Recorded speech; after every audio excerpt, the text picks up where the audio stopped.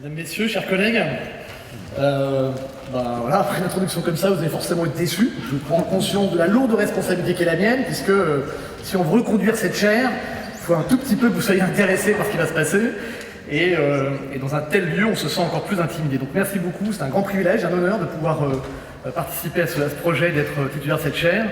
Et vraiment, je suis absolument très ému et impressionné par cela. Et je vous remercie de l'invitation dans ce lieu absolument somptueux, c'est vraiment extraordinaire. Surtout que Jean-Louis Chenard a très bien parlé de mes travaux, je pense qu'il devrait continuer, ce serait beaucoup plus intéressant. Ça paraît beaucoup plus clair que quand moi j'en parle, mais bon, on verra ce que ça peut donner. Alors, ce que j'ai prévu de faire aujourd'hui, sur cette leçon inaugurale, vous savez, il y a un peu deux façons de faire une leçon inaugurale. La première façon, c'est de le faire de façon française classique. Vous voyez, un vrai professeur, quelque chose de très propre, très clair, extrêmement structuré, un peu pompeux parfois, mais qui a le mérite de la clarté. J'ai décidé de prendre une version un peu inverse, parce que ce que n'a pas précisé Jean-Louis Chenard, c'est que, en fait, je viens de Bretagne. Je viens du bord de la mer, je l'ai déjà dit dans une autre conférence, ce qui veut dire que ça a deux conséquences. La première, c'est qu'on parle un peu trop vite, il faut parler entre deux rafales de vent, et je vous prie de m'en excuser. Et la deuxième conséquence, c'est qu'on ne fait pas totalement confiance à l'Académie classique parisienne. Donc la leçon que je vous ferai aujourd'hui, c'est plutôt une leçon de chercheur qui va vous présenter des travaux en cours, donc ça aura moins le mérite de la clarté, peut-être que ce sera plus intéressant, en tout cas c'est le pari que je prends. Le deuxième chose sur laquelle je voulais insister, c'est que dans la série de cours que j'aurai l'honneur de présenter dans les semaines qui viennent, j'aurai l'occasion de parler très précisément d'un ensemble de questions, notamment sur les villes européennes et des transformations.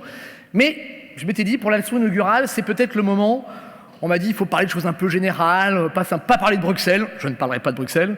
Et donc ce que je veux présenter aujourd'hui, c'est un ensemble de réflexions et travaux en cours, à la fois sur le plan conceptuel et sur le plan empirique, où un certain nombre de collègues et moi-même essayons de réfléchir sur qu'est-ce que ça veut dire que gouverner des très grandes villes, qui peuvent être Bruxelles, qui peuvent être des très grandes villes mondiales du Sud, et qu'est-ce qu'on peut dire en termes de gouvernement et de gouvernance sur ces questions-là.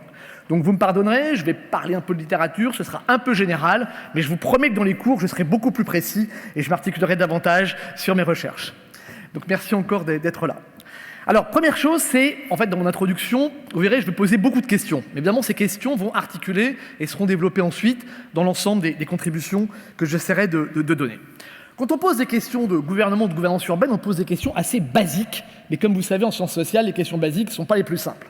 Les questions qu'on pose, c'est aujourd'hui, comment fait-on pour donner une direction aux transformations urbaines? On sait qu'il y a beaucoup d'acteurs. Qui oriente? Qui donne un sens? Qui pilote? Historiquement, notamment en Europe, mais pas seulement, cette réponse, on avait donné collectivement une réponse, ça s'appelait l'État.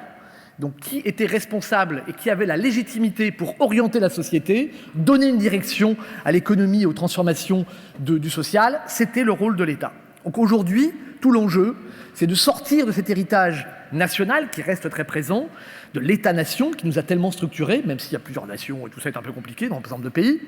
Et au lieu de, je reprends les formes d'un très grand anthropologue américain qui s'appelle James Scott, qui disait « seeing like a state », d'être capable d'organiser, structurer la société avec des catégories et des instruments produits par l'État. Est-ce qu'aujourd'hui on voit une structuration des sociétés, de l'économie, du politique, à partir des villes? Seeing like a city. Est-ce que cette dimension urbaine redevient ou devient de façon plus importante une manière de penser la structuration, l'articulation de l'économie, du social, de la culture et du politique? Et cette question est d'autant plus posée aujourd'hui que, comme vous savez, les villes changent d'échelle et qu'on voit ces énormes mégapoles, ces villes-mondes. Qu'est-ce que c'est qu'une grande ville? On ne sait pas trop. On a tendance à répondre dans la recherche urbaine que ce sont des grands ensembles totalement ingouvernables, chaotiques et particulièrement compliqués. La question qui se pose derrière, j'en suis vraiment posé des questions, c'est finalement, est-ce que dans ces villes, mais Bruxelles, pourquoi pas, est-ce que dans ces villes, le politique joue le rôle qu'il a joué? On a appris que le politique, c'était beaucoup au niveau de l'État-nation et cette capacité des élites de l'État, avec d'autres organisations, mouvements sociaux et syndicats, à donner une direction à la société. Est-ce qu'aujourd'hui, avec le renforcement de processus de globalisation, avec un capitalisme qui joue un rôle plus important, est-ce que la capacité collective politique démocratique est aussi puissante pour donner une direction à la société? Ou alors, est-ce qu'au contraire, comme on essaie de le montrer dans certains travaux de sciences politiques, on ne voit pas plutôt une réduction, un rétrécissement de la capacité des démocraties à orienter leur propre destin? Ça, c'est une question assez fondamentale pour les sciences sociales, de comprendre qu'est-ce qui est encore gouverné par du politique, ou au contraire, est-ce qu'on voit des formes de transformation de politique? Certains de mes collègues, notamment en géographie, insistent beaucoup sur le fait que peut-être il faut abandonner ces vieilles catégories de gouvernement, d'État, toutes ces choses un peu anciennes, 19e siècle, et inventer des formes de post-politique qui nous annonceront un monde meilleur. On aura l'occasion d'en reparler. Autrement dit, on se pose des questions assez simples. On se dit comment gouverner des sociétés plus fragmentées et plus inégales, quel rôle pour la régulation politique, à quel niveau ça se structure et ça s'articule, comment on crée des capacités d'action collective pour donner un sens et une direction à ces sociétés, quelle efficacité pour les politiques publiques, je dis toujours à mes étudiants, les politiques publiques ça ne marche pas très souvent, que devient l'État, je reviens toujours à Saint-Exupéry, le Petit Prince, on voit énormément de choses qui deviennent invisibles, vous vous rappelez le renard ? L'essentiel est invisible pour les yeux. Et dans les domaines qui nous occupent, on voit que beaucoup de décisions, beaucoup de transformations, beaucoup d'évolutions échappent au débat public et deviennent invisibles pour la régulation politique. Comment peut-on gouverner l'économie? Est-ce qu'aujourd'hui, on n'est pas comme le disent un certain nombre de travaux, notamment en géographie urbaine, on ne voit pas monter une forme de néolibéralisme qui oriente les politiques publiques, qui oriente l'action de la société et qui conduit à des formes de gouvernance dépolitisée. Donc voilà un peu l'ensemble des questions tout à fait modestes à laquelle on va essayer de contribuer par petits bouts dans cette série de conférences. Évidemment, ce qu'on sait aussi, c'est que les processus de globalisation renforcent les réseaux et ont tendance à remettre en cause les territoires. Et j'insiste sur le fait que cette dimension de territoire qui est aussi importante dans nos traditions européennes, territoire en italien, territorio, on sait de quoi on parle, on a 1000 ans derrière nous sur un territoire de relations sociales, tout ça c'est très puissant pour une partie de l'Europe. Mais comme vous le savez sans doute, dans d'autres parties du monde, ça ne veut rien dire. Déjà, quand vous traduisez territoire en anglais, vous êtes mal barré. Les Anglais commencent à utiliser le terme territory depuis une vingtaine d'années, ils ne savent pas trop ce que ça veut dire, mais on dit area, neighborhood, region, on ne sait pas trop ce que ça veut dire. Donc, ce qui est intéressant, c'est de voir que dans tout un ensemble de pays, l'idée même de territoire et d'ancrage de longue durée pour tout un ensemble de phénomènes sociaux et politiques et économiques perd beaucoup de son sens dans certaines parties du monde. Donc, notre exception européenne, il faudra voir si elle continue. Donc, la question que je pose, c'est finalement, est-ce que la gouvernance a un sens ou pas ? Autre point d'introduction, il faut que vous soyez bien conscient du fait que ce sont des débats extrêmement vifs dans nos domaines urbains. C'est-à-dire que, ou dans nos domaines de politique publique ou de sociologie ou quoi.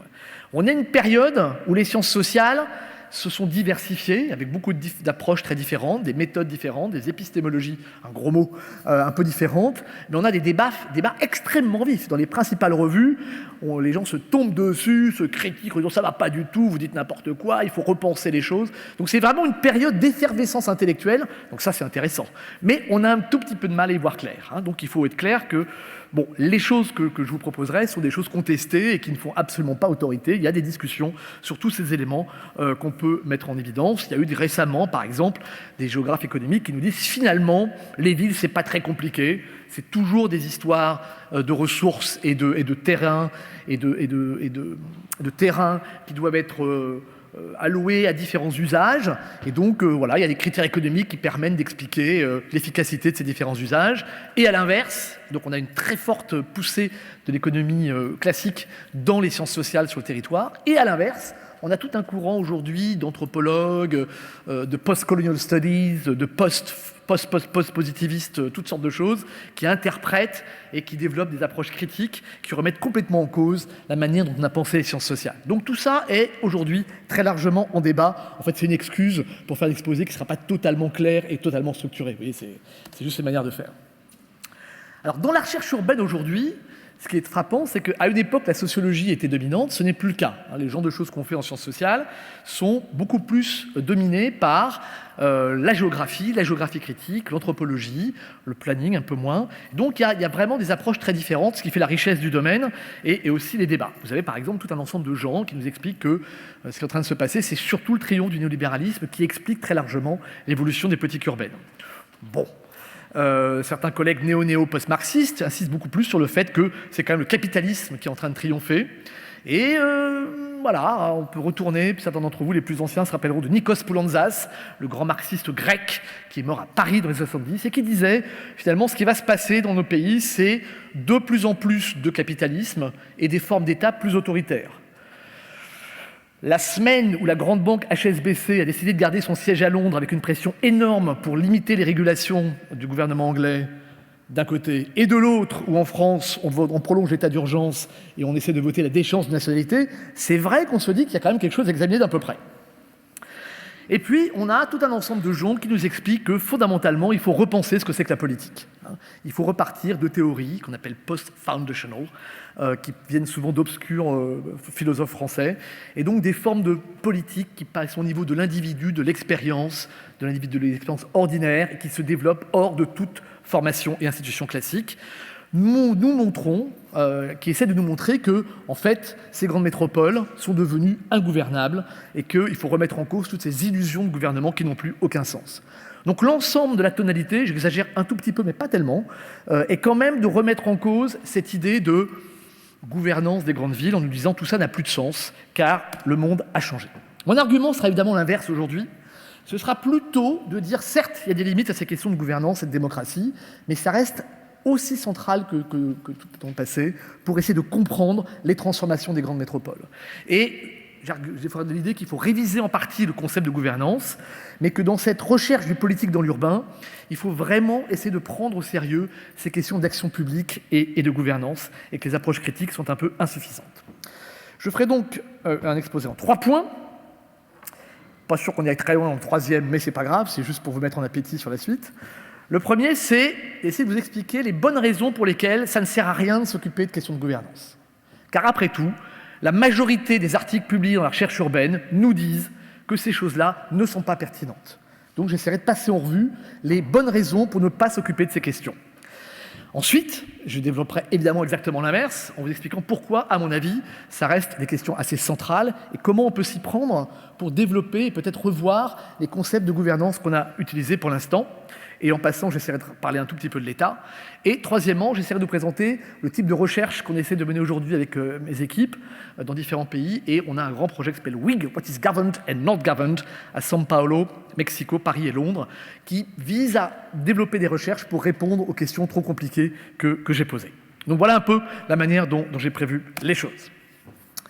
Mon premier point, ça va donc être ça, Does Governance Matter? Et j'insiste sur le fait que, encore une fois, ce n'est pas des choses évidentes. Il y a énormément de travaux qui nous expliquent que ces questions de gouvernance et de politique publique ne sont pas très intéressantes, en tout cas ne doivent pas être le point principal d'investigation pour comprendre les transformations des villes et des processus d'urbanisation. Donc je vais essayer de passer en revue, je prendrai juste 2 exemples pour me tirer des balles dans le pied et ensuite essayer de me sortir de cette situation.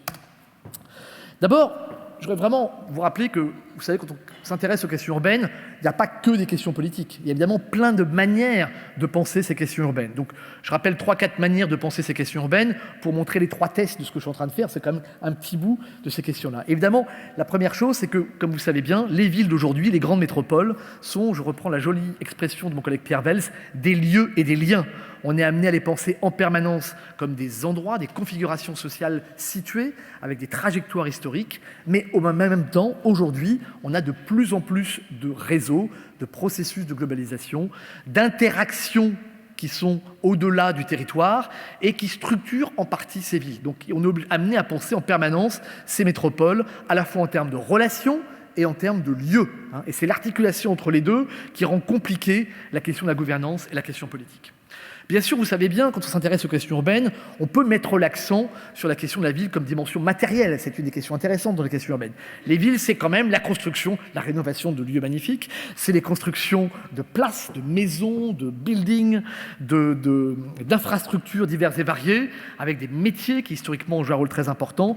Et donc, c'est une dimension intéressante des questions urbaines, c'est la dimension matérielle qui reste une dimension fondamentale dans tous les processus d'urbanisation. Mais on peut aussi penser qu'aujourd'hui, ce qui est le plus intéressant dans les questions urbaines, c'est au contraire la dimension de production de richesse. Il faut rappeler qu'historiquement, la ville, c'est le lieu des multiplications d'échanges, du capitalisme marchand. Et aujourd'hui, toutes les enquêtes nous montrent que la production de richesse se concentre de plus en plus dans les villes et dans certaines grandes villes mondiales en particulier. L'économie redevient urbaine, et je renvoie aux travaux de mon collègue Michael Storper, qui a fait des ouvrages très importants récemment sur ces questions-là. Donc on peut évidemment travailler sur les villes à partir de division du travail, de consommation, d'innovation, de production, etc. On sait aussi que les villes ont toujours été des constructions sociales avec des dimensions culturelles très fortes. Ce sont des lieux où on invente, des lieux de l'imagination, de la représentation, des idées, des sens. Et cette dimension culturelle, aujourd'hui, et c'est l'importance des cultural studies qui nous montrent ces aspects-là, qui développent des choses extrêmement innovantes, sont des dimensions qui sont très importantes pour comprendre les dynamiques urbaines, cette dimension culturelle est de plus en plus forte.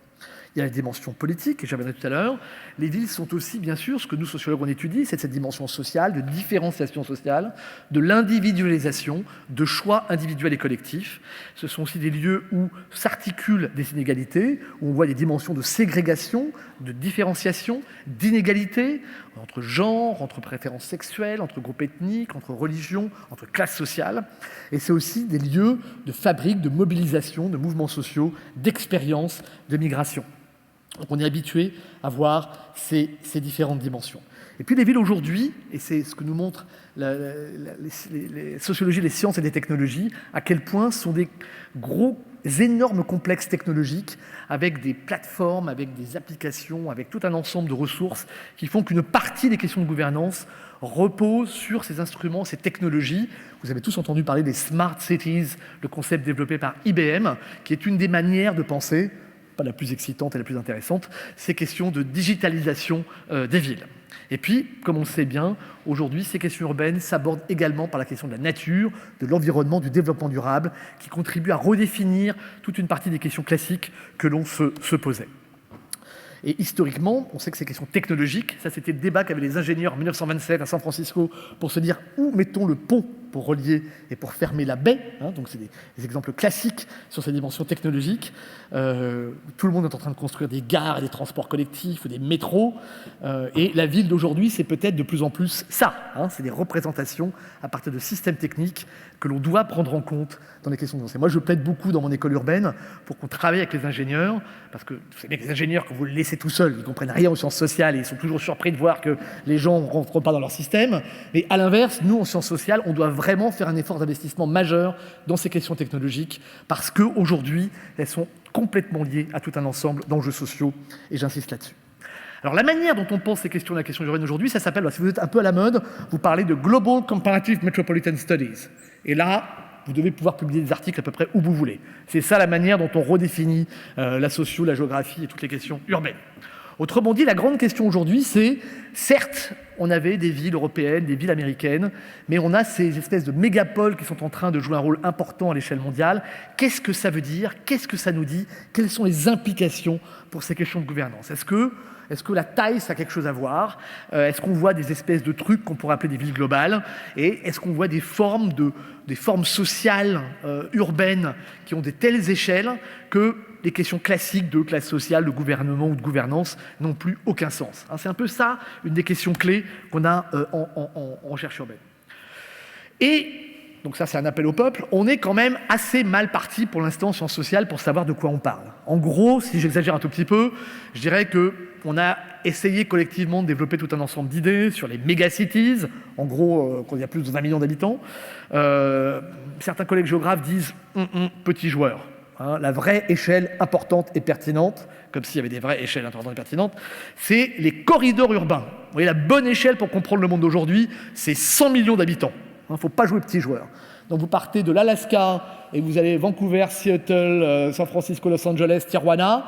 Et là, vous avez, côté ouest américain, un corridor urbain, 100 millions. C'est la bonne échelle pour comprendre le monde. Alors, vous pouvez prendre aussi le corridor est, de Montréal jusqu'à Miami. Vous avez, je crois, 80 millions d'habitants. C'est la bonne échelle. Alors vous allez me dire, par exemple, que voilà, en Chine, le delta des Perles, vous voyez, tout ce qu'il y a autour, ça fait 50-60 millions. Tokyo, Osaka, plus un peu autour, on est pas loin de 50 millions. Et puis, vous savez qu'en Inde, aujourd'hui, autour de Delhi, je vous montrerai la carte, on a Faridabad, Delhi, Gurgaon, on est à peu près vers 100 millions d'habitants. Donc, il y a un certain nombre de gens qui nous disent, de toute façon, la question urbaine aujourd'hui, vous voyez, Bruxelles, les villes européennes, c'est gentil, mais c'est juste un peu obsolète. La bonne échelle, c'est 100 millions d'habitants. Pour l'instant, on n'a aucun élément de preuve qui nous apporte quoi que ce soit de pertinent pour nous expliquer si ça a un sens ou pas. Donc on est quand même dans une période où on a beaucoup de mal avec ces différentes échelles. Alors certains parlent de World Cities et font des classements de toutes ces villes, d'autres nous parlent de Global Cities, et Saskia Sassen a été celle qui a fait la tentative la plus sophistiquée, la plus intéressante de faire une conceptualisation des villes globales. Bon, finalement, ça n'a pas vraiment marché, mais c'était un projet intéressant. certains parlent de Global City Regions. Vous voyez, on essaye d'inventer des concepts, mais pour l'instant, en gros, on est un peu perdu et on ne sait pas trop ce que ces questions de taille changent à notre compréhension des dynamiques urbaines et de la manière dont ça se transforme. Vous connaissez ces mégavilles, hein, ça c'est les 15 villes les plus importantes du monde, hein, Tokyo, Mumbai, Mexico, São Paulo, New York, Delhi, Karachi, Buenos Aires. Et comme vous avez compris, il y a seulement 2 grandes villes européennes dans ces grandes mégapoles, Moscou et bien sûr la grande métropole européenne qui est en plus fort développement, c'est-à-dire Istanbul. Car il ne vous a pas échappé que la grande métropole qui devient centrale en Europe et qui organise de plus en plus de flux, c'est soit Londres, soit Istanbul. Et bon, évidemment, ils ont quelques petits problèmes politiques avec un régime qui devient autoritaire, mais à part ce léger détail, les projets de développement d'Istanbul et les taux de croissance d'Istanbul sont absolument phénoménaux. Et donc, tout un ensemble de réseaux qui sont distribués en Europe sont centralisés sur Istanbul. On a tendance un peu à l'oublier quand on est dans notre partie du monde, mais ce sont des questions-là. D'ailleurs, j'insiste sur le fait que quand on monte cette carte-là, ça déstabilise quand même la manière dont nous, en Europe, on pense ces questions-là. Et je voudrais rendre hommage à la résistance des hauts fonctionnaires français. Vous savez qu'en France, nous avons un État et des hauts fonctionnaires qui ont une noble idée de ce que c'est que l'État français. Et donc l'État français, qu'est-ce qu'il fait dans ces cas-là quand il voit des tableaux comme ça? Il dit c'est pas possible, Paris va quand même pas disparaître comme une petite ville de province. Donc il a mobilisé certains géographes, pas tous les géographes, mais certains géographes qui aiment les représentations spatiales pour nous dire bon, essayez de nous montrer quand même qu'on n'est pas totalement perdu. Et certains collègues que je ne nommerai pas ont produit cette très jolie carte en nous expliquant qu'en Europe, il y avait une mégapole mondiale en formation. D'accord? C'est ce joli schéma entre Londres, Paris, Bruxelles et Rotterdam, parce qu'il faut un port. Ça tombe bien parce que Paris est un peu au milieu quand même, hein, surtout si vous rajoutez les trains. Donc nous ne sommes pas perdus en Europe, la France résiste, Paris reste une capitale mondiale. Vraiment, quand vous cherchez à comprendre à partir de quels indicateurs on a produit cette carte, ça n'a strictement aucun sens. Je vous rassure tout de suite, c'est juste de la représentation, ça n'a pas de sens, mais la France résiste. Donc ce qui est intéressant pour nos questions urbaines, c'est bien de penser ce qui se passe à l'échelle de ces villes et c'est de comprendre est-ce qu'on voit des formes de dynamique politique qui seraient particulières aux questions urbaines et différenciées du politique qu'on a connu à l'échelle nationale. Et bien sûr, on a un monde des métropoles, mais qui reste inséré au sein d'États, qui n'ont absolument pas disparu, et ces États sont eux-mêmes de plus en plus insérés dans des mondes transnationaux, d'organisations transnationales. Donc toute la difficulté, on le sait bien, c'est d'articuler ces différentes échelles et de trouver à la fois des stratégies de recherche pour essayer de dire quelque chose sur est-ce que l'on voit des formes politiques urbaines qui seraient particulièrement intéressantes. Et j'ai des collègues géographes qui développent l'idée de post-politique en disant il y a des formes politiques urbaines particulières qui se développent dans les questions au niveau des villes et qui n'ont rien à voir avec le reste du politique. Le politique n'existe plus, c'est le post-politique. On va dire que ce n'est pas totalement convaincant. On va en rester là.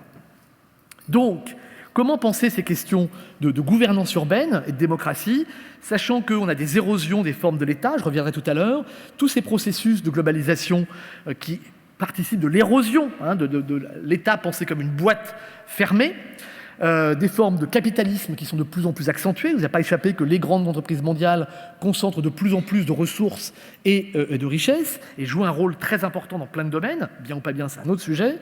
On a des sociétés qui sont de plus en plus diverses, de plus en plus différenciées socialement, ethniquement, sur tout un ensemble de critères. On a aussi le rôle de l'informel, qui est très important dans les villes. On a tendance à l'oublier dans les villes du Nord, mais ça joue un rôle évidemment très important. Comment penser ces questions de gouvernance à cette échelle-là? Moi, je voudrais insister sur le fait que, certes, ces grandes villes mondiales sont très compliquées, d'accord, mais ces dimensions politiques sont quand même pas totalement négligeables. C'est un premier point que je vais mettre dans le débat.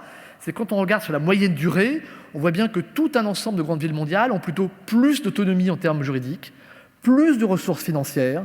Elles commencent à structurer des formes de gouvernement et de gouvernance qui sont loin d'être parfaites, mais qui jouent un rôle. Que par ailleurs, il y a tout un ensemble d'enjeux d'infrastructures qui sont à ces échelles. C'est des lieux de concentration, de contradiction et d'inégalité. Ça ne veut pas dire qu'il ne faut pas réfléchir en termes de gouvernance. Et puis, tous ces enjeux d'échelle que j'évoquais ont aussi un des effets, c'est le retour des cités-États. Je ne sais pas si vous vous souvenez, mais Max Weber, quand il parlait des villes européennes, il avait des très belles pages pour expliquer qu'à la fin du XVe siècle, on a eu l'âge d'or des villes européennes. Pourquoi? Parce que c'est un moment, le XVe siècle, où on a quasiment la fin de l'ordre féodal européen et l'émergence des formes politiques diverses et variées, et les formes de l'État ne sont pas encore en place. Et dans cet enchevêtrement de formes politiques extrêmement différenciées, c'est le moment où les échanges sont au maximum du premier capitalisme urbain autour de la Méditerranée et de la mer du Nord. Et dans ce lieu d'échange, ce sont les villes qui deviennent la forme la plus dynamique et politiquement et de création de richesse.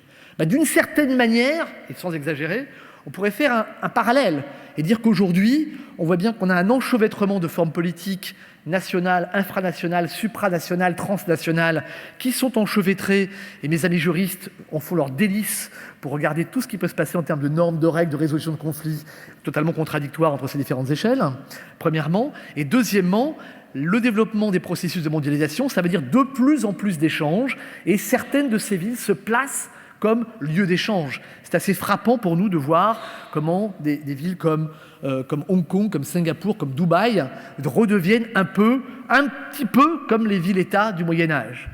Je prends deux exemples. L'exemple de Londres, vous vous souvenez peut-être de John Major, le Premier ministre qui avait succédé à Mme Thatcher, qui disait que Londres devait devenir le Hong Kong de l'Europe.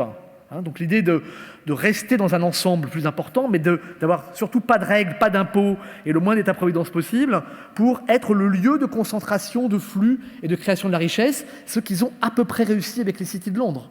Donc c'est pas totalement aberrant.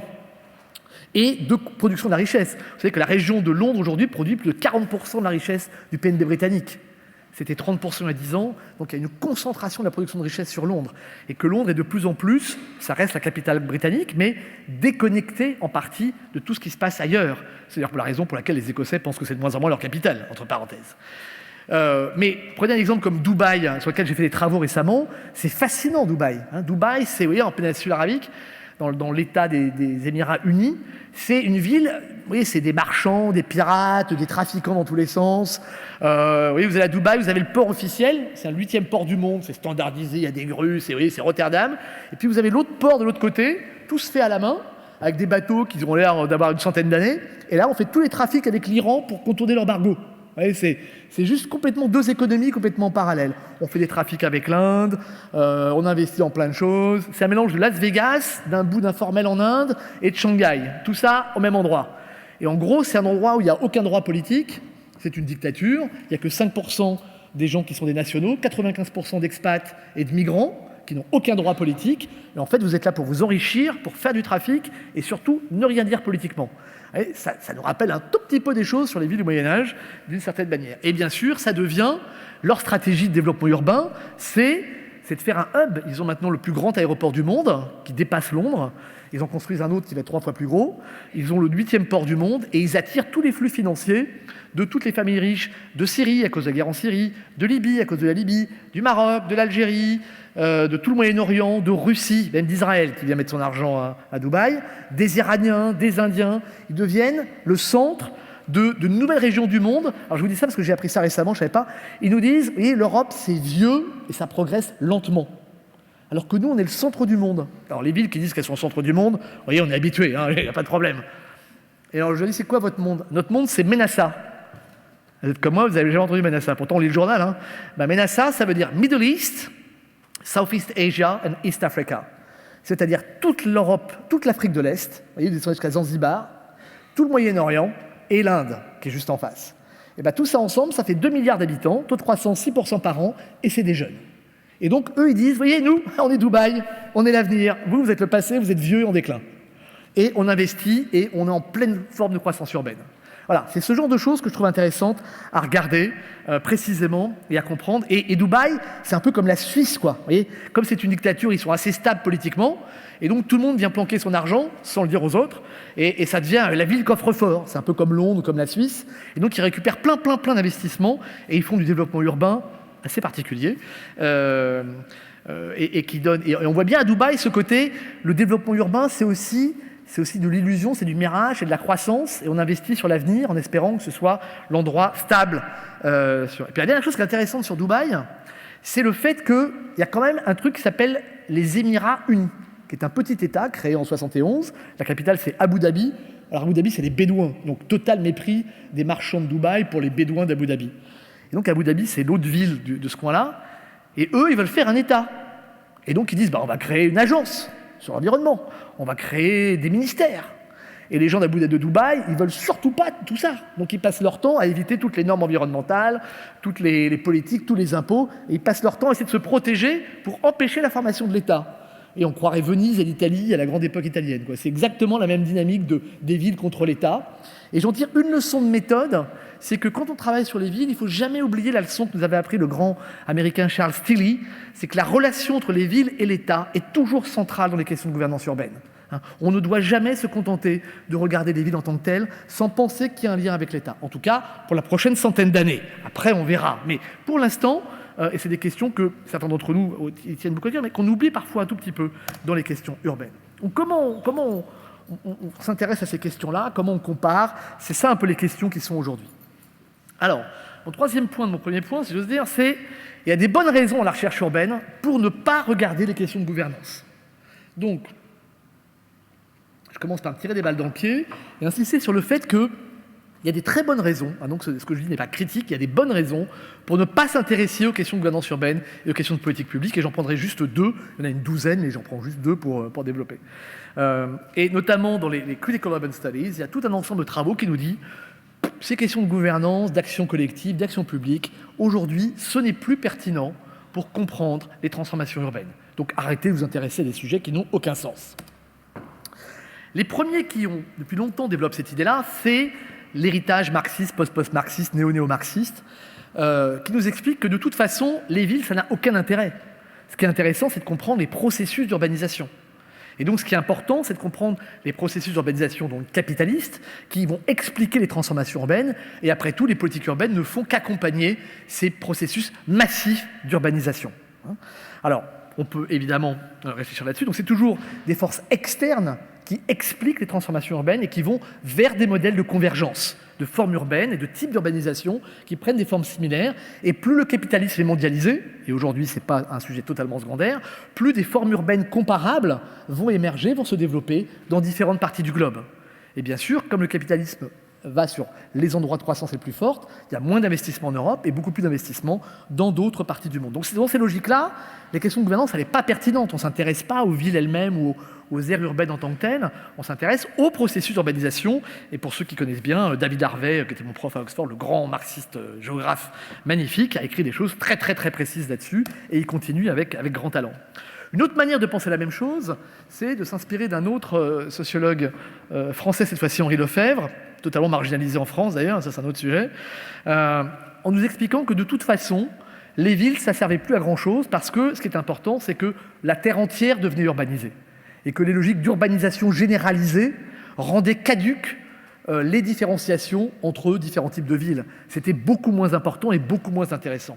Et donc de comprendre ce qu'il appelait la révolution urbaine, et ça a été repris par mon collègue Neil Brenner à Harvard, qui parle maintenant de planetary urbanization.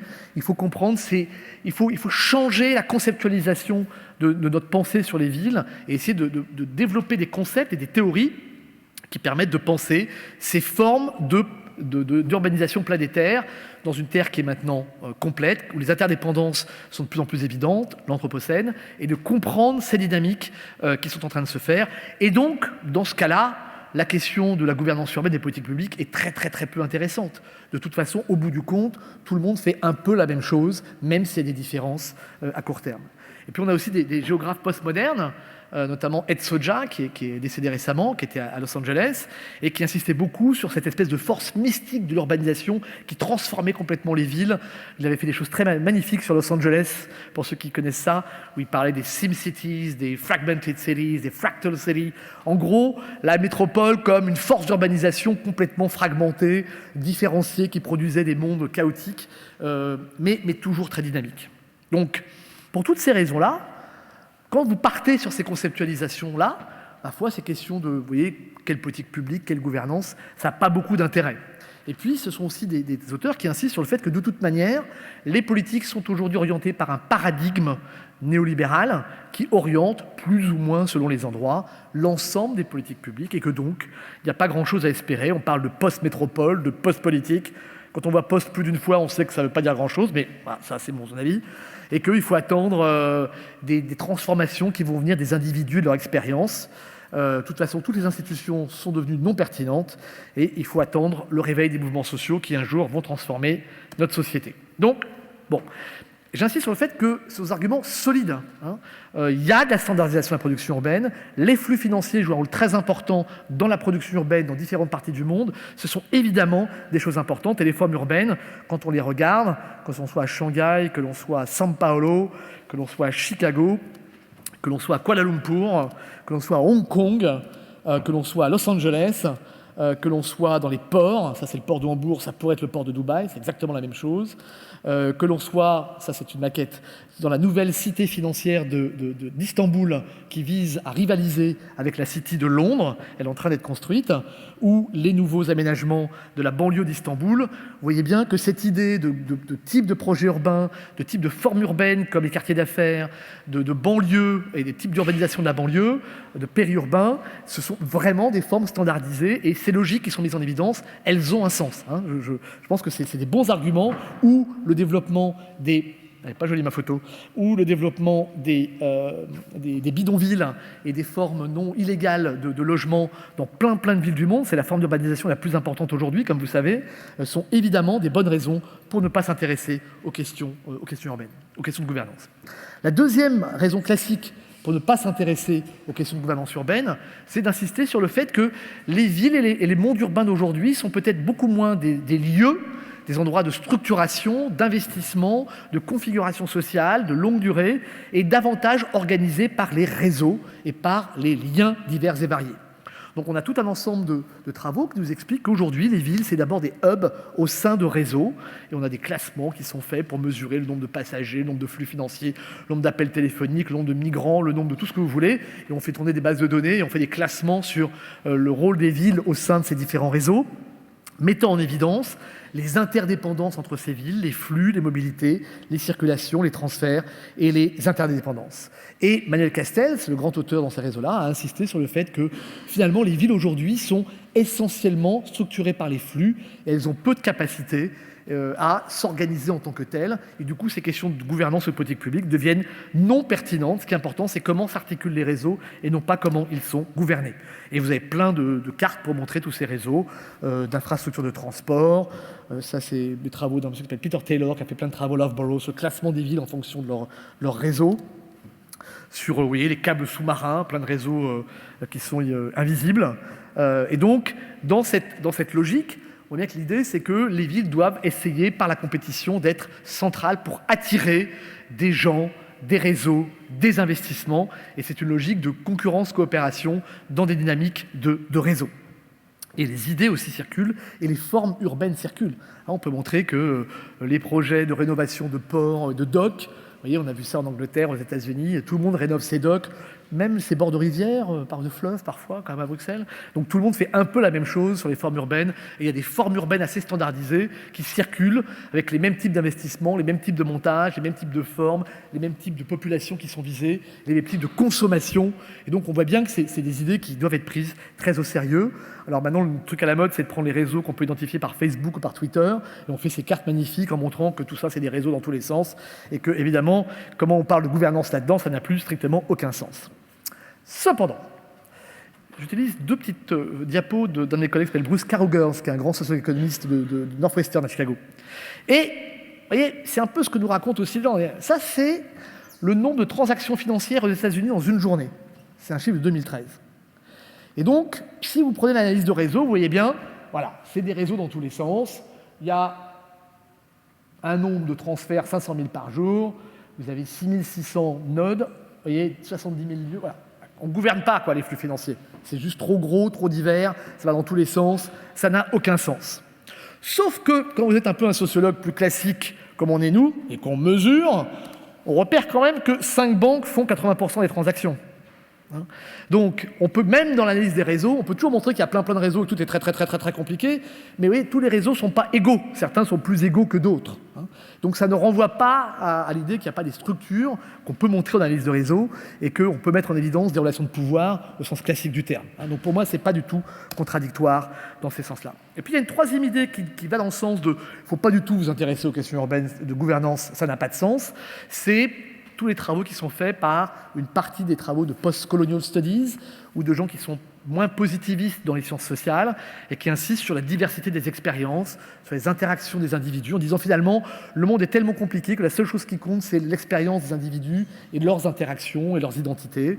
Et donc les villes sont toujours en transformation, elles sont fluides, il y a des transformations et finalement les politiques publiques ne marchent jamais, la planification urbaine n'est jamais mise en œuvre, les inégalités ne sont jamais réduites, les politiques publiques échouent assez systématiquement dans l'ensemble des grandes villes et on a des discours, des expériences, et tout ça est très très compliqué.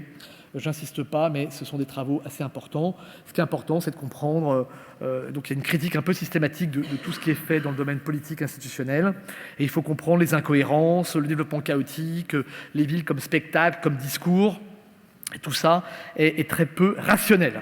Et après tout, ils ont raison. Par exemple, les Britanniques n'ont pas réussi pendant 50 ans à investir dans l'Est de Londres, qui était la partie la plus pauvre du Royaume-Uni, quasiment, plus pauvre qu'une partie du nord d'Angleterre. Ils n'ont jamais réussi à investir, ça n'a jamais été fait. La seule façon d'investir, ça a été de faire les Jeux Olympiques. Et en faisant du spectacle, on a pu investir dans la rénovation de l'Est de Londres. Donc c'est intéressant l'idée qu'il faut passer par le spectacle et par des événements pour pouvoir justifier rationnellement certains investissements. Puis à Londres, il y a de l'ambiance. Une année, il y a les Jeux Olympiques, une année, il y a les émeutes. Il se passe toujours quelque chose dans les villes, c'est ça qui est bien. Il y a toujours des événements. Et donc l'idée, c'est que de toute façon, les villes sont tellement structurées par des inégalités. Ça, c'est une photo très classique de São Paulo. On voit bien les différences sociales, que de toute façon, ces questions de gouvernance n'ont aucun sens. On a des inégalités qui sont fluides. Et de toute façon, les villes, c'est toujours du mirage ou des illusions. J'aime bien celle-là parce que ça, c'est Miami. C'est que Miami, c'est aussi une autre ville coffre-fort, avec énormément d'investissements d'Amérique latine et de Cuba et d'Américains qui investissent sur les développements urbains de Miami, qui devient une espèce de Disneyland un peu différent. Et comme l'a déclaré le gouverneur de Miami, de la Floride, il y a un an, le changement climatique, c'est une farce et ça n'a aucune base scientifique. Donc continuons à construire sur l'eau. Je vous explique qu'avec 5 cm d'augmentation du niveau de la mer, ça va pas être triste Miami. Mais ça, je vous dis juste ça pour rigoler. L'idée, c'est qu'une partie de la construction urbaine, nous disent nos auteurs, c'est toujours du pari sur l'avenir, c'est des formes de consommation, de loisirs. Après tout, Las Vegas, avant la crise, était la ville américaine en plus fort développement. Ils avaient atteint 4 millions d'habitants, ça a un peu changé depuis. Dubaï, c'est en partie des bouts de développement qui ressemblent aussi à Las Vegas. Donc il y a une partie mirage dans le développement urbain. Et nous disent ces auteurs, de plus en plus, les villes se développent sur des images, sur des mirages, sur des constructions, comme Hollywood a été la base pour le développement de Los Angeles à une certaine époque. Donc c'est des travaux intéressants. Et dans ces idées-là, évidemment, les questions de politique urbaine, gouvernance, n'ont aucun intérêt. C'est pas ça qui est important. De toute façon, le monde urbain, c'est un peu Jackson Pollock, quoi. Vous voyez, c'est ça les sociétés urbaines. Donc, comment vous voulez gouverner, Donc, la métaphore, c'est ça, quoi. Comment vous voulez gouverner ces mondes, Donc, de toute façon, c'est voué à l'échec et il faut étudier ces expériences et interpréter ce qui se passe et non pas expliquer. Donc, cette idée de ville ingouvernable, c'est quand même une idée assez présente dans la recherche urbaine. Il y a un fameux livre d'un monsieur qui s'appelle Yates, qui en 1997 a écrit un livre sur New York qui s'appelait La ville ingouvernable et qui expliquait que de toute façon, il y avait tellement de difficultés à mettre ensemble tous ces intérêts très très très divers dans les grandes villes qu'il y avait des échecs collectifs systématiques. Et donc il écrit en 97, vous vous rappelez les années 90, c'est l'année de la faillite de New York, avec les problèmes de métro, de faillite financière, énormément de problèmes divers et variés. Et donc beaucoup de gens écrivent sur ces grandes villes sont devenues complètement ingouvernables. Il n'y a plus de capacité ni à exercer l'autorité politique, ni à développer des ressources collectives pour mettre en œuvre des projets d'investissement, de politique publique ou de rénovation urbaine. Petite parenthèse, évidemment, ce n'est pas ce qui s'est passé à New York les 15 années d'après, mais c'est un autre sujet. Et c'est des choses qu'on voit assez régulièrement dans la littérature internationale, notamment l'ONU a produit des rapports sur les nouveaux lieux où il y a des problèmes de sécurité, et ils insistent sur ces ungoverned areas. Ils ont fait un projet là-dessus, en expliquant qu'il y avait des endroits dans le monde qui n'étaient pas gouvernés et qui étaient un danger pour la sécurité. Donc c'était la mer près des Somalies, et puis les villes, parce que dans les villes, on a plein de lieux fragmentés, plein de gangs, plein de problèmes, et ça devient des endroits difficiles pour la sécurité. Donc, c'est des questions quand même assez lourdes sur ces questions de gouvernance, mettant en évidence que dans plein de villes, on a une incapacité à lever les impôts, à résoudre des problèmes de politique publique, à satisfaire les besoins des habitants, ou même à protéger les habitants, d'autant que dans la plupart des grandes villes mondiales, la forme urbaine en croissance, ce sont les secteurs illégaux, dans les grandes villes indiennes, en Amérique latine. Ces formes de bidonvilles qui prennent des formes extrêmement diverses sont très importantes, sont en très fort développement, ou dans les villes africaines. Et par conséquent, l'urbain qui se développe le plus à l'échelle mondiale, ce n'est pas l'urbain rationnel, riche, avec des investissements rationnels comme on a à Bruxelles, mais évidemment d'autres formes qui sont en pleine croissance. Et c'est toutes ces formes informelles qui doivent être étudiées. Il faut oublier les questions de gouvernance qui n'ont plus aucun intérêt. Donc, ces grandes villes sont trop compliquées, il y a trop d'acteurs, il y a trop d'illégalisme, il y a trop d'échecs de politique publique. Tout ça n'a aucun sens. Les villes, c'est des villes où il y a des échecs. Ça, c'était le Bronx à une époque. Ça, c'est Détroit. Ça, c'est les favelas de Rio, gouvernés par les gangs. Ça, c'est les échecs politiques publiques apocalypse à Pékin, les problèmes d'environnement. Ça, c'est les résultats de la crise financière. Il y avait 2000 ghost estates à Dublin. Ça, c'est les problèmes d'environnement également en Amérique latine. Les problèmes de transport et d'échecs collectifs de transport et d'organisation de transport public et de pauvreté illégale dans différents types de villes. Deuxième point, certes, ok, on est d'accord avec tout ça, c'est intéressant et il faut travailler là-dessus sérieusement. Néanmoins, moi je défends l'idée que, bien sûr, il faut s'interroger sur ces questions de gouvernance. Il ne faut pas être naïf au sens un peu de la vieille science politique où, vous savez, on dit les gouvernements gouvernent. Ouais. Les travailleurs travaillent. Les étudiants étudient. Ça ne nous dit pas grand-chose, fondamentalement. Ça ne nous dit rien sur la continuité, l'intensité, ça ne nous dit rien du tout. Donc les gouvernements gouvernent, ça ne nous dit rien du tout. Donc moi je pars avec mes collègues des leçons de méthode de Max Weber et de Michel Foucault, pardonnez du peu, et notamment Foucault, il insiste sur un point qui est important. Il nous dit ce qui est important, c'est pas de savoir les institutions, ce qui est important, c'est de comprendre les activités. Et donc tous les travaux qu'on a menés avec mes collègues, dont Pierre Lascoum qui a été cité, c'est d'insister sur quelles sont les activités de gouvernance et de gouvernement. Qu'est-ce que les gens, comment ils se mobilisent, qu'est-ce qui bouge, qu'est-ce qui se fait, de travailler non pas sur les principes ou les institutions ou les discours, il faut regarder ça, mais beaucoup travailler sur les activités. Et moi, ce qui m'intéresse dans toutes ces grandes villes, c'est de comprendre quelles sont les activités autour des questions de gouvernance. On verra si ça marche ou si ça ne marche pas. On verra si c'est important ou pas important. Mais c'est des questions empiriques. Allons regarder de près toutes les activités, toutes les mobilisations, tous les acteurs qui bougent, toutes les techniques qui sont mobilisées pour produire quelque chose. Et c'est à partir de ce moment-là qu'on pourra dire des choses sur comment fonctionne ce gouvernement. Et vous savez que, historiquement, dans gouvernance, c'est pas que de la régulation. Le mot vient du latin, gouvernancia, c'est le seul mot que je connais en latin, donc ça ne va pas aller trop loin. Et en français, on parle de gouvernail. Il y a toujours l'idée de donner une direction et d'exercer une forme de contrainte ou de coercion. Donc gouvernance, c'est pas que régulation, c'est pas que des règles et les gens qui s'arrangent entre eux. Il y a bien l'idée de est-ce qu'on est capable collectivement de donner une direction à ce qui se passe dans nos villes et de pouvoir éventuellement exercer une contrainte sur les intérêts les plus puissants. C'est quand même ça la question de base, me semble-t-il. Et donc il faut regarder, peut-être que cette question n'est plus pertinente pour toutes les bonnes raisons que j'ai présentées. Mais peut-être qu'elle est encore un peu pertinente quand même. En tout cas, il faut regarder ça de manière systématique. Et donc l'enjeu de notre travail, c'est essayer de repenser ces questions de gouvernance et ensuite de développer des projets de recherche un peu comparés, un peu systématiques sur ces questions-là. Donc classiquement en Europe, alors là ça ne sort pas du tout, la question du buon governo, ça c'est le fameux tableau qui est à Sienne, que je vous encourage à voir vos prochaines vacances, qui est une allégorie magnifique sur le bon gouvernement de la bonne ville de Sienne. Alors, certes, on n'est plus dans des villes avec des murs autour. Alors, on a bien compris que tout ça était plus compliqué, certes. Donc, comment on gouverne des sociétés plus mobiles? D'accord. Il y a des échecs, on est d'accord. Il y a les transformations des démocraties, on est d'accord aussi. Mais il y a aussi énormément d'activités qui se passent dans ces villes. Il y a énormément de processus de gouvernement et de gouvernance. Et moi, je plaide pour qu'on travaille très sérieusement là-dessus et qu'on ne dise pas simplement « Ouais, mais c'est des politiques publiques, de toute façon, c'est les méchants, donc de toute façon, ça ne marche pas. » Ça dépend. Et ces questions de politique publique, elles ne sont pas secondaires pour les habitants. Ce n'est pas la même chose d'avoir accès à l'eau ou de ne pas avoir accès à l'eau. Ce n'est pas la même chose d'avoir accès à du logement ou de ne pas avoir accès à du logement. Ce n'est pas la même chose d'avoir des transports ou pas de transports. Donc c'est un peu basique ce que je vous dis, mais je suis frappé par le fait que ces politiques publiques, elles sont d'autant plus importantes aujourd'hui pour les habitants, et ceux de Bruxelles, et ceux de Delhi. Ce n'est pas des petits enjeux. Donc de travailler sérieusement sur comment on peut améliorer l'efficacité ou la mise en œuvre des politiques publiques dans des sociétés compliquées, ce n'est pas des petits sujets, c'est des enjeux énormes pour les citoyens. Donc moi, je trouve que ce n'est pas des questions qu'on doit laisser de côté. Alors évidemment, il faut peut-être penser un peu différemment nos questions. Évidemment, historiquement, on se pose la question de qui gouverne. Qui sont les élites? Ça reste des questions pertinentes. Hein. C'est pas parce que c'est compliqué qu'il n'y a pas, vous voyez, même quand vous allez à Jakarta, vous allez au Caire, vous allez à Delhi, certes c'est compliqué, mais enfin vous avez il y a quand même des élites, il y a quand même des familles qui possèdent une partie du terrain, il y a des bouts de l'armée qui peut diriger largement le gouvernement du Caire, il y a parfois les églises pentecôtistes qui dirigent une partie de ce qui se passe dans certains quartiers de São Paulo. Vous voyez, c'est pas n'importe quoi qui bouge tout le temps. Il y a des groupes d'intérêt, il y a des coalitions, il y a des acteurs qui ont des ressources extrêmement fortes pour organiser le développement urbain. Donc une question classique, elle reste importante. Nous, on insiste beaucoup sur le fait qu'il faut beaucoup la poser la question de comment on gouverne. Parce que gouverner, c'est pas que les élites, c'est toujours une relation. C'est toujours ce qui se passe entre des gens qui gouvernent, les gouvernants, et ceux qui sont gouvernés. Donc ce qui se passe au niveau de ceux qui sont gouvernés, c'est aussi important que qui gouverne. Donc c'est cette relation qui est en train de bouger.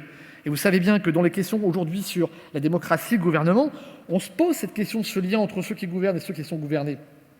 Et que certains processus classiques de la démocratie ne fonctionnent plus très bien. Donc il faut rentrer dans le détail de comment on gouverne.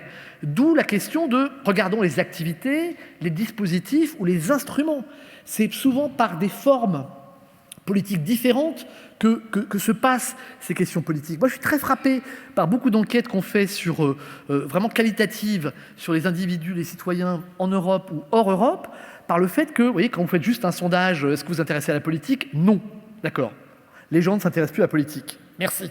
Quand vous travaillez sur des focus group où vous faites des analyses beaucoup plus qualitatives, ce qui est très frappant, c'est que les gens ils disent dans la politique ça ne m'intéresse pas. Et moi, ce qui m'intéresse, c'est que le commissariat on soit bien traité, que j'ai mes allocations chômage, qu'on ne coupe pas l'eau à la fin du mois si on n'a plus d'argent. Donc, c'est des questions de service public, des questions d'accès à différents services. Et autour de ça, il y a des enjeux, il y a de la politisation et des enjeux politiques très forts. Donc l'idée qu'on défend avec mon collègue Lascaux et d'autres, c'est qu'aujourd'hui, la question politique dans les villes, c'est moins une question d'élection, même si ça joue encore un rôle, il faut regarder. C'est beaucoup des questions d'espace public, de fréquentation de différents accès, de mixité et d'accès à différents services. Et c'est dans cet enjeu-là qu'on voit énormément de formes politiques urbaines qui sont particulièrement importantes. Par exemple, le nouveau gouverneur qui a été élu dans l'État de New Delhi, ça a été sur des enjeux d'anticorruption classiques, mais aussi d'accès à l'eau. Donc c'est sur ces accès à différents biens collectifs que se fait une partie de la mobilisation. Et peut-être que c'est une des caractéristiques du politique dans les grandes villes par rapport à l'État. C'est que c'est à la fois des questions très d'expérimentation et d'interaction au niveau local et d'expérience, mais en même temps c'est beaucoup autour d'enjeux collectifs. Parce qu'une ville, pour pouvoir se développer, il y a besoin d'investissements collectifs et de ressources collectives. Il y a énormément d'interdépendance, il y a besoin de transport, il y a besoin de logement, il y a des problèmes d'eau, il y a des problèmes de pollution, il y a plein de problèmes collectifs qui sont immédiats pour les habitants. Donc en fait, la politique, peut-être que c'est pas... Alors mes collègues appelleront ça peut-être la post-politique, pour moi, c'est pas vraiment ça, c'est de la politique qui est liée aux questions de gouvernance et de politique publique. Beaucoup plus qu'aux questions classiques de parti et d'organisation. Et bien sûr, il faut toujours se poser ces questions de qui est gouverné, et puis d'autres que je vais développer dans un instant. Qu'est-ce qui gouverne, qu'est-ce qui n'est pas gouverné? Et c'est ça que je voudrais développer. Autrement dit, il me semble qu'aujourd'hui, poser la question de gouvernance, il faut être un petit peu moins positiviste et se dire qu'il faut penser un peu ces questions de gouvernance différemment. D'une certaine manière, ce qui caractérise le politique dans les grandes métropoles, c'est qu'on a une tension entre, d'un côté, ces dimensions de fragmentation, de diversité, de différenciation, de groupes de plus en plus différenciés, à la fois sur des bases sociales, culturelles, économiques, et de l'autre, on a ceux qui s'intéressent à des tentatives pour intégrer, pour dominer, pour organiser, pour investir et pour créer du collectif dans ces grandes villes. Et cette tension, c'est ça qui est au cœur des questions urbaines pour moi, dans tout un ensemble de métropoles. Et ça peut bouger dans le temps.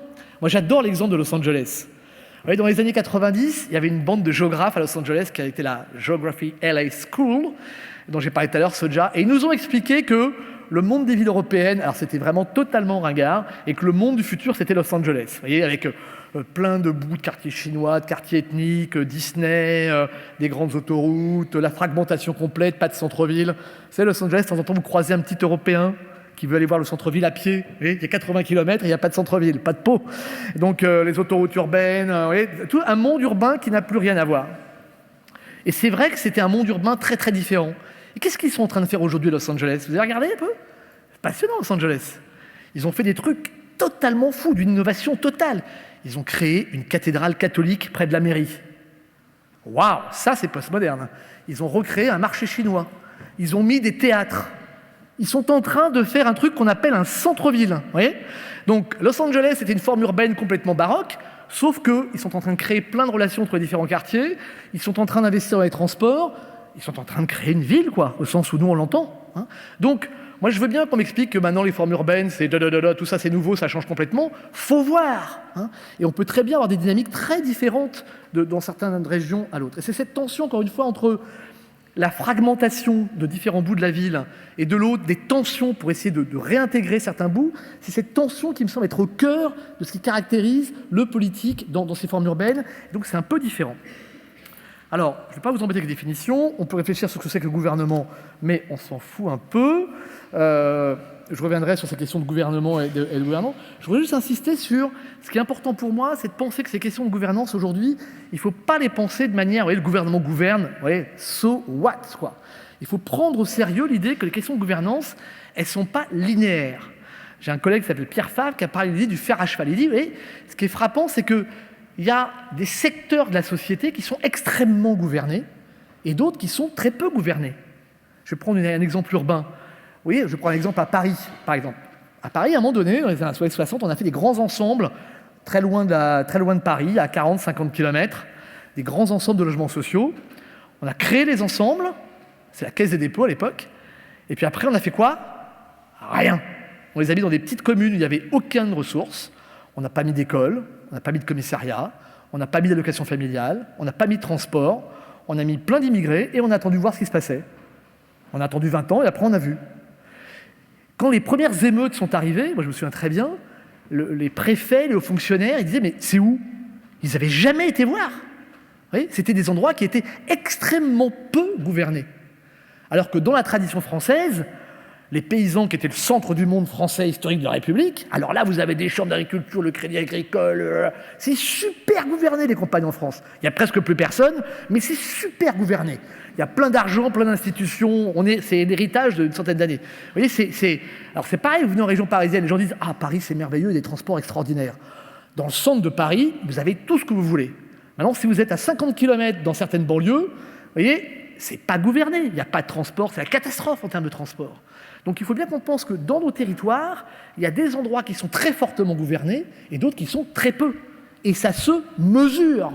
Donc on peut réfléchir sur cette densité de gouvernement et de gouvernance dans différents territoires au sein de l'agglo. Première dimension. Deuxième dimension, cette logique de gouvernance et de gouvernement, elle varie dans le temps. En temps de guerre, vous avez du gouvernement très très très dur. En temps de risque, vous avez un attentat, alors là, vous avez l'État, le gouvernement, tout le monde est là.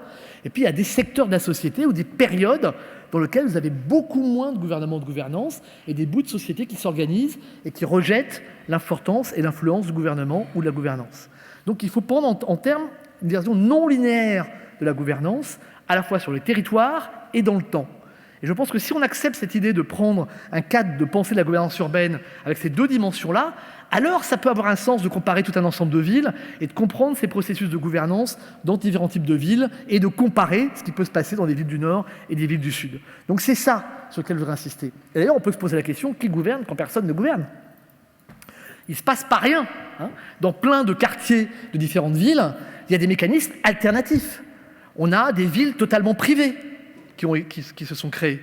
Vous en avez en Californie, dans le comté d'Orange, vous avez des villes nouvelles en Inde, vous avez des formes de villes entièrement privées. Donc le marché peut organiser, avec un tout petit peu d'État derrière, des formes de gouvernance et de régulation.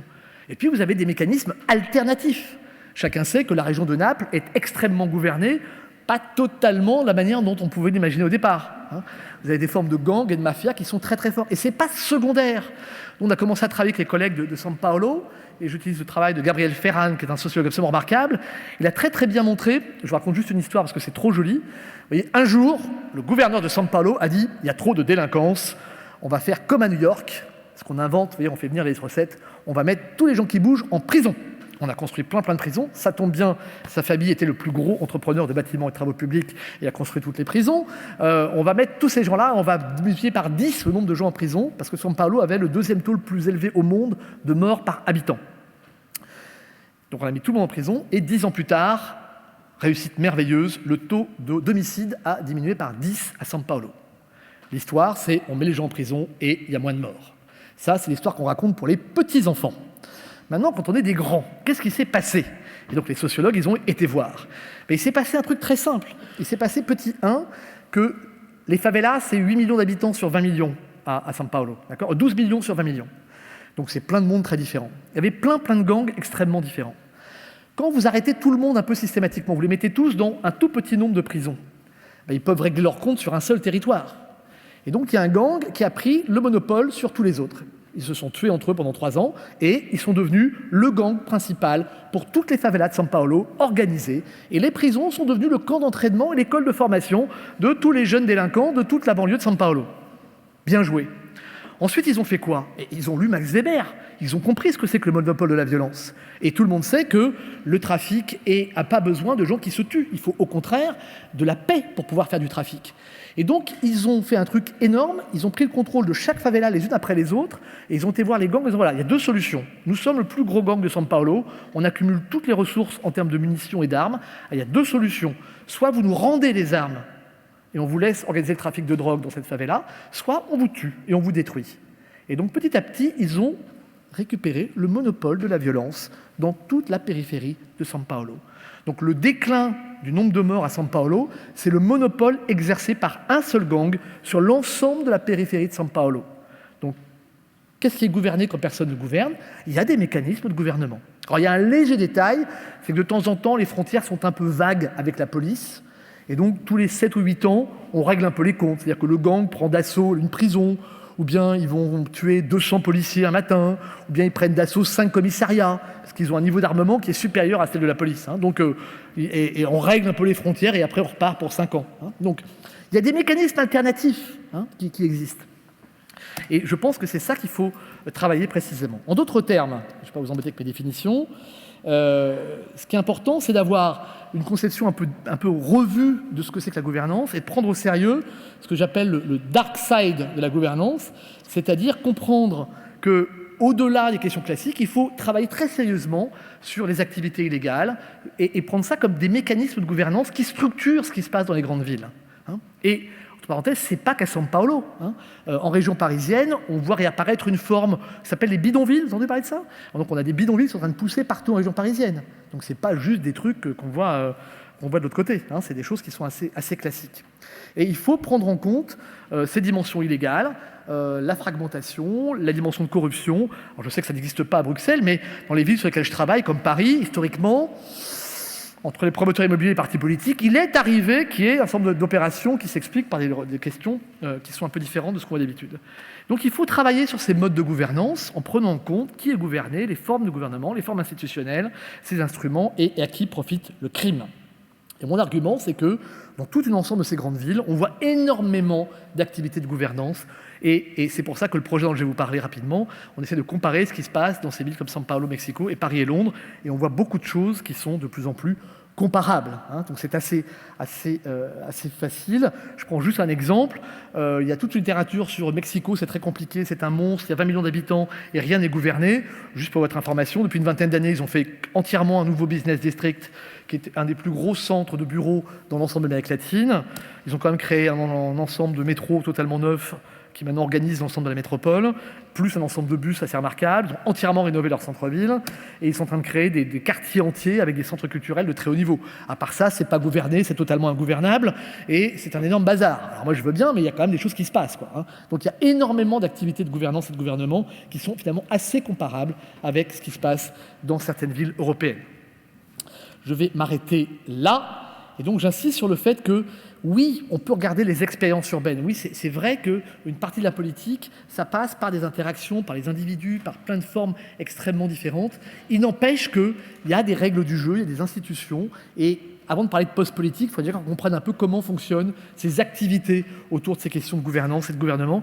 Et je pense qu'en faisant des enquêtes un peu systématiques, on pourra dire des choses sur les limites de cette gouvernance et si oui ou non, on voit apparaître des formes nouvelles d'organisation et de politique qui produisent des effets sur est-ce qu'on donne un sens à l'évolution de ces villes, est-ce que ce sens est démocratique et discuté, et est-ce qu'il y a une capacité politique à donner un sens et une direction à ce qui se passe dans ces grandes villes.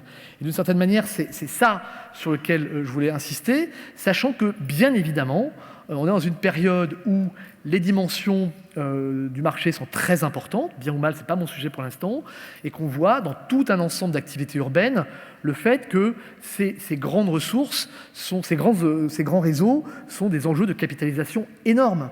Finalement, l'une des grandes transformations de la gouvernance urbaine aujourd'hui, c'est la difficulté à créer des grandes infrastructures et à avoir des capacités d'action collective pour être capable de financer et de mettre en œuvre des grandes infrastructures. Et aujourd'hui, c'est en partie fait par des activités publiques et largement par de l'expertise et des capitaux de grandes entreprises privées qui jouent un rôle très important dans l'organisation et la structuration de ces différents réseaux. Alors, oui, on peut dire que c'est capitaliste, donc c'est très mal. Peut-être. Allons voir, mais quand il ne se passe rien, ce n'est pas terrible non plus. Donc, il faut regarder précisément les conditions qui permettent cette action collective. Et on sait qu'aujourd'hui, on a des grandes entreprises qui deviennent très largement des grandes entreprises urbaines. Dans plein de domaines, la dimension urbaine devient centrale pour une partie des plus grandes entreprises mondiales dans ces domaines de l'infrastructure. Et si je poussais un tout petit peu mon argument, je dirais qu'aujourd'hui, l'une des caractéristiques de cet ordre politique qu'on voit émerger dans les grandes villes mondiales, c'est le fait qu'il est très largement structuré par les réseaux urbains. Finalement, les réseaux, et je développe ça avec mon collègue Dominique Lorrain, participent de l'organisation, de la structuration, de la direction, de l'intégration de très nombreuses villes. Il y a plein de villes où il y a plein de choses, c'est un peu compliqué, mais quand vous suivez le réseau d'eau, ou le réseau de déchets, ou le réseau de transport, vous voyez des dynamiques de structuration et de développement de quartiers et d'investissement relativement coordonnés sur la moyenne durée. C'est pas partout, il y a des échecs, c'est compliqué, mais il y a des très forts investissements dans tout un ensemble de grandes villes mondiales. Pas juste dire c'est des grandes villes, c'est le bazar, on comprend rien. Il y a des choses très très importantes qui se passent dans toutes ces grandes villes. Pour conclure, donc, là je voulais vous donner l'exemple de l'Inde, mais ça suffit pour maintenant. Pour conclure, excusez-moi, j'étais un peu long, je voulais juste dire en conclusion que la difficulté de notre affaire sur ces gouvernances urbaines, c'est qu'on a des dynamiques qui sont internes aux grandes villes et de création de capacités collectives, première dimension. 2, j'ai beaucoup insisté sur le fait qu'une partie des acteurs qui investissent dans ces villes sont des acteurs liés à des réseaux, des acteurs extérieurs qui peuvent apporter des financements ou l'expertise dans la circulation. Il y a une 3e dimension qui reste centrale dans toutes ces grandes villes mondiales, c'est la dimension de l'État. Et vous vous souvenez peut-être que historiquement, quand le théoricien Hobbes nous développe l'idée du Léviathan, je me souviens, mais là c'est une ville. C'est vraiment l'État qui va s'imposer contre les villes du Moyen-Âge. C'est ça son idée du Léviathan. Eh bien, peut-être qu'aujourd'hui, l'un des principaux facteurs qui explique ces transformations urbaines, c'est la manière dont se positionnent les États par rapport aux grandes villes. J'ai mon collègue Harding en Angleterre, il parle de New Capitalism. Vous voyez, c'est-à-dire le capitalisme, pas le capitalisme, mais l'investissement des États dans leurs grandes villes et dans leurs capitales. Il est très frappant de voir que dans tout un ensemble de pays, par exemple en Asie ou par exemple en Amérique latine, les États investissent de plus en plus de ressources dans le développement et la rénovation de leurs grandes villes, parce que c'est là que se produit aujourd'hui la richesse et c'est le lieu d'invention de nouvelles formes urbaines. Donc cet investissement massif des États dans les villes, c'est une première chose qu'il faut regarder précisément. Et question pour Bruxelles d'ailleurs.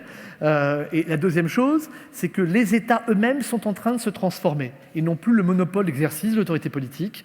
Ils sont aujourd'hui plutôt des administrateurs de l'autorité. Ils jouent toujours un rôle central, mais plus comme centre d'un réseau et non pas comme monopole qui permet d'exercer l'autorité. Et à l'égard des grandes villes, on voit bien que cette tension entre ville et État, ça veut dire qu'on voit des États, moi j'aime bien paraphraser Bourdieu, il y a une main gauche de l'État, où les États font de plus en plus de gouvernance et de chartes et de contrats et d'alliances et tout ce que vous voulez avec les villes, mais qu'en même temps, ils réinventent des manières de centraliser avec ce qu'on appellera la main droite de l'État, de gouvernement à distance et d'indicateurs, voire d'indicateurs de performance. Et ces deux dimensions de l'État, la main gauche et la main droite dans mon langage, sont en train de jouer un rôle assez important pour comprendre les choix collectifs qui sont faits dans les villes et les capacités qui vont permettre à ce politique urbain de donner une direction à ce qui se passe dans la ville. En d'autres termes, hop, ne vous inquiétez pas, j'ai fait exprès, moi, l'État d'aujourd'hui, je trouve que c'est pas tellement l'État démocratique dont on parlait dans les années 70, mais ça ressemble un peu à ça. Je dois tout de suite accuser mon collègue Pierre Lascoum qui a eu l'idée avant moi. Et c'est l'idée d'un État qui garde quelque chose de dur, hein. Il y a une dimension de crustacé, ça vient de Karl Polanyi, la dimension de crustacé de l'État. Il garde un cœur qui est assez fort. Vous voyez, il nage dans une espèce de monde de la globalisation où il est un peu perdu, et il y a quelques tentacules pour éclairer certains éléments et pour essayer de s'orienter de manière... Pour moi, c'est ça le monde de la gouvernance urbaine, hein. Et d'une certaine manière, c'est la forme de l'État, et la question, c'est comment cette forme d'État joue un rôle dans l'évolution de ces grandes villes mondiales. Je vous remercie.